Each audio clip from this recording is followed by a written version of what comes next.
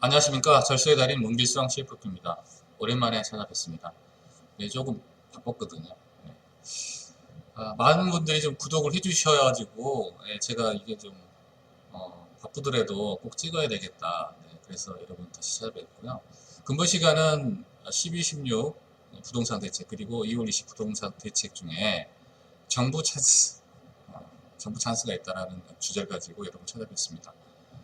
뭐 최근에 뭐 풍자적인 뭐 단어로 뭐 아빠 찬스, 뭐 엄마 찬스를 이야기합니다만, 금융 부동산 대책 중에 뭐 규제도 있습니다만 정부 찬스가 있어요. 그래서 이건 말 그대로 정부에서 주는 찬스고 정부에서 주는 기회이기 때문에 법적으로 크게 문제가 없는 그런 부분이기 때문에 이런 부분들을 잘 활용함으로 인해서 여러분들께서 많은 여러분의 자산을 보호할 수도 있고 절세할 수 있다는 말씀을 드리고 싶습니다. 그렇다면 먼저 이 부동산 대책 관련 지역 현황에 대해서 알아볼 필요가 있는데요. 크게 이제 투기 지역, 투기 과열 지구, 그리고 조정 대상 지역으로 나눕니다. 투기 지역은 기획재정부에서 관할을 하고 지정을 합니다. 그리고 투기 과열 지구는 투기 과열 지구와 조정 대상 지역은 국토교통부에서 지정을 해요. 이거를 말씀드리는 이유는 매번 바뀌잖아요. 그죠? 뭐 빠지기도 하고 들어가기도 하고 상황에 따라서. 그래서 여러분들이 이 현황이 절대적인 건 아니고요. 계속 바뀌니까 만약에 바뀐 지역을 알고 싶으시면 투기 지역 같은 경우에는 기획재정부에 들어가셔서 홈페이지에 뭐 자료실을 통해서 정보 공개, 뭐 정보 요람 이런 거 통해서 확인하시면 되고요. 마찬가지로 투기과열지구와 조정대상 지역은 국토교통부 홈페이지에 들어가셔서 자료실 열람하시면 내용에 대해서 확인하실 수가 있습니다. 그래서 투기지역과 투기과열지구, 조정대상 지역은 아니냐는 말씀을 드리고 싶고요. 지금 서울특별시 전역은 전체가 다 해당이 되죠. 그래서 조정대상 지역 전체 다 해당이 됩니다. 내가 살고 있는 지역과 아니면 내가 투자했던 지역에 뭐 주택이나 이런 것들이 소유하고 있다. 그러면 이런 부분들이 유심히 관찰할 필요가 있겠죠. 자, 12, 16, 2월 20 부동산 대책을 간단하게 정리를 해보면 크게 두 가지로 구분할 수 있는데요. 그 첫 번째가 바로 자금줄을 막는 겁니다. 정상적인 주택을 사는 거에 대해서는 정부에서도 마다하지 않겠다. 다만 투기적인 그런 수요는 억제하겠다라는 겁니다. 그래서 자금줄을 억제한다는 것인데요. 그래서 LTV를 강화하겠다. LTV는 보시다시피 Loan to Value Ratio. 주택이 10억이다. 그러면 LTV 60% 그러면 6억까지는 대출을 해주겠다. 물론 뭐 신용도에 따라서 틀릴 수도 있습니다만. 그래서 이렇게 LTV라는 부분을 좀 조절을 해서 만약에 대출금이 뭐 20%밖에 안 된다. 그러면 굉장히 자금적인 압박을 받잖아요. 그래서 LTV를 규제하겠다. 뭐 그런 뜻이겠죠. 자, 그런데 첫 번째의 이제 수요 규제가 시가 9억 원에 대해서 초과주택은 LTV를 강화하겠다. 그럼 9억 원까지는 현재대로 진행하지만 초과된 만큼에 대해서는 LTV를 강화하겠다는 거고요. 그리고 15억 원을 초과하는 주택은 주택담보대출을 금지하겠다. 그렇습니다. 자, 금지. 아예 못하는 거죠. 그러면 뭐예요? 돈 있는 사람만 사는 거죠. 그렇죠? 자, 두 번째 가장 또 그 핵심적인 대책, 그게 바로 주택을 보유하는 보유세 부담, 그리고 양도소득세 쪽 보완했는데요. 자, 공시지가를 현실화해서 80%까지 올릴 예정이다. 뭐 이건 무슨 뜻이죠? 네. 실질적인 공시지가가 매매되는 실제 거래가하고 좀 차이가 좀 났죠. 그래서 주택을 보유하고 있는 분들이 세금을 실질적인 것보다 좀 낮게 내고 있는 게 사실입니다. 그래서 이거를 현실화해서 끌어올리겠다라는 거예요. 그러면 당연히 공시지가가 올라가게 되고 세금이 올라가겠죠. 그래서 이제 세금 부담을 주겠다는 건데, 이거는 이제 다주택자, 뭐 주택이 많은 분들은 그만큼 많은 세금을 내실 수 있잖아요. 전체적으로 80%까지 끌어올리게 되면 전체적으로 합하면 굉장히 많은 세금을 내야 되기 때문에 그런 부분으로 보여집니다. 자, 그리고 이제 여기서 이제 정부 찬스가 나오는데요. 정부 찬스가 뭐죠? 다주택자의 양도세 중과를 한시적으로 배제를 하고, 두 번째로는 장기보유 특별공제를 적용을 해주겠다는 겁니다. 언제까지? 올해 6월 말까지죠. 2020년 6월 말까지입니다. 자, 영향을 한번 살펴보면요. 공시지가를 현실화했을 경우에 뭐 도곡동에 뭐 28억짜리 아파트를 기존했을 때 정부세가 145만 원이던 게 273만 원으로 올라가고요. 보유세, 즉 재산세겠죠. 네, 628만 원에서 918만 원으로 늘어나는 그런 영향을 미치게 됩니다. 그래서 주택이 많은 분들은 그만큼 세금이 더 확 늘어나겠죠. 네, 그래서 이제는 다주택자에 대해서 좀 어느 정도 대책을 주겠다. 뭐 이런 메시지를 던지는 거고요. 대신해서 정부 찬스는 뭐가 있죠? 네. 다주택자 양도세를 중과를 배제하고 장기보유 특별공제 빼주는 금액을 적용해 주겠다. 이런 메시지이기 때문에 세금이 엄청나게 줄어듭니다. 그래서 팔려면 지금 팔아라 라는 게 이 정부의 메시지, 정부의 찬스인데 글쎄요, 이거를 그냥 무시하기에는 좀 너무나 아까운 찬스인 것 같아서 이렇게 말씀을 드리는 겁니다. 세금 많이 줄여줄 때 팔아라 라는 메시지다 라는 말씀을 드리는 거고요. 자, 조정 대상 지역에서 다주택자가 양도할 때 세금 폭탄인 이유가 뭐예요?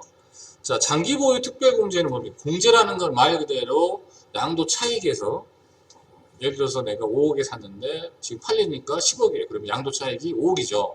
이 양도 차익 5억에서 이만큼을 빼주겠다는 거예요. 그렇죠? 예. 30% 빼주면 양도 차익 5억에 30%면 1억 5천을 공제를 해주겠다는 거기 때문에 이게 결코 작은 금액이 아니죠. 예. 이 공제를 조정 대상 지역에서 안 했는데 한시적으로 해주겠다는 거예요. 그래서 굉장히 많은 금액을 공제를 하는 거고요. 그동안 안 했었죠. 그리고 자, 양도세율도 이렇게 이제 기본세율이 있는데 이 기본세율이 아니라 다주택자에게는 이 기본세율에 특히 3주택 이상자들은 20%포인트를 업했단 말이죠. 그러면 뭐 최대 5억 초과 같은 경우 62%잖아요. 물론 이제 62%다 하는 건 아니고 평균 실효세율이 한 뭐 60% 나올 수 있겠죠. 이렇게 뭐 금액에 따라 틀리지만 이렇게 많은 세금을 내야 되는 거죠. 자, 장기보유 특별공제는 안 해주고 그리고 양도세는 중과했단 말이에요. 조정 대상 지역에서. 근데 이거를 한시적으로 장기보유 특별공제는 해주고 그러니까 빼주는 건 해주고 세율도 확 기본세율로 확 낮춰주겠다는 거거든요.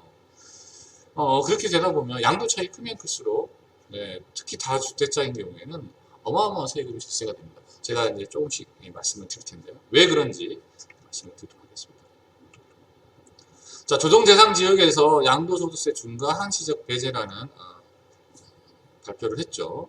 자, 현행 양도소득세 중과 2주택자는 10%포인트, 3주택자는 20%포인트를 업했죠. 기본세율에서. 이거를 그냥 안 하고 기본세율로 가겠다는 거고, 자기보유 특별공제 빼주는 금액도 예전에는 배제했지만 다시 해주겠다는 건데, 언제까지? 6월 말까지죠. 자, 이렇다 보니까 굉장히 좋은 혜택인데 조건이 있습니다. 조건이 뭐냐면 조정 대상 지역 내에 몇 년? 10년 이상 보유한 주택. 10년 이상이 10년 이상. 10년 이상. 지금 당장 내가 산지 뭐 얼마 안 됐는데 이거 해주겠다. 그런 개념이 아니죠. 네, 오래 보유했는데 이제 좀 팔아라. 물건 내놔라 이거죠. 물건 내놔. 좀 내놓고 공급을 좀 해줘. 그래야 시장이 안정되니까. 네, 이런 거죠. 한시적으로 출구를 열어준 거죠.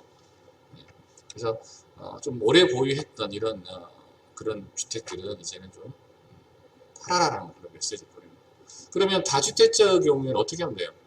기존에 이제 새로 산 것들은 좀 놔두고 오래됐던 그런 주택들, 10년 이상 된 주택들은 찬스가 오는 거죠. 그래서 그 찬스를 좀 활용하시면 굉장히 좋다라는 거예요.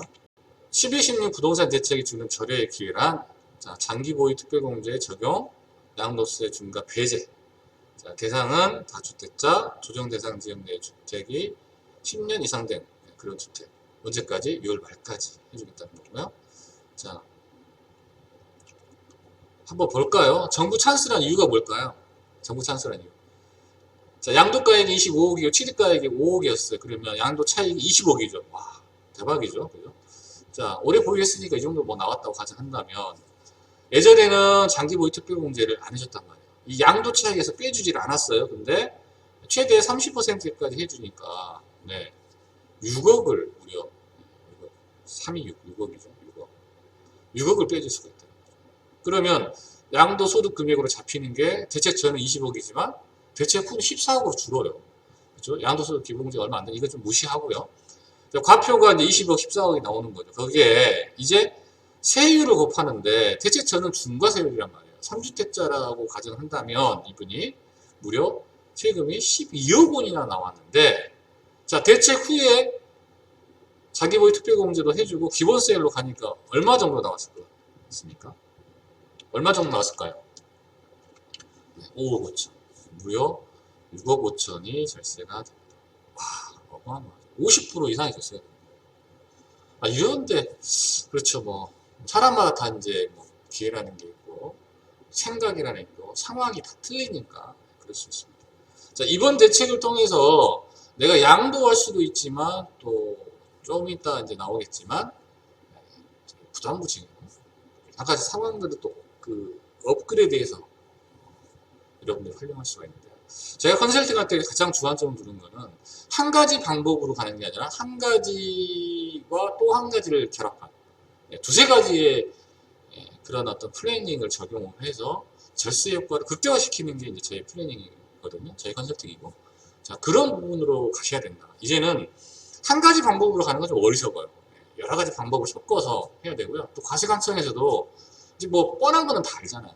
그래서 여러 가지 방법들을 믹싱해서 하시는 게 굉장히 중요합니다.